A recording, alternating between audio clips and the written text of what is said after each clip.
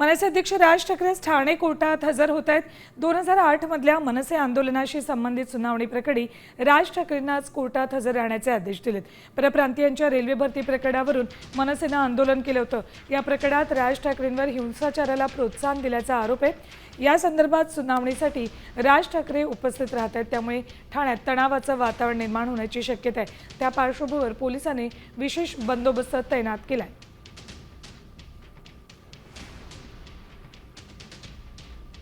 राज ठाकरे ठाणे कोर्टात हजर आहेत, त्यामुळे तगडा पोलीस बंदोबस्त या संपूर्ण परिसरात तैनात केलेला आहे। तणाव निर्माण होऊ शकतो, त्या पार्श्वभूमीवर पोलीस बंदोबस्त तैनात केलेला आहे।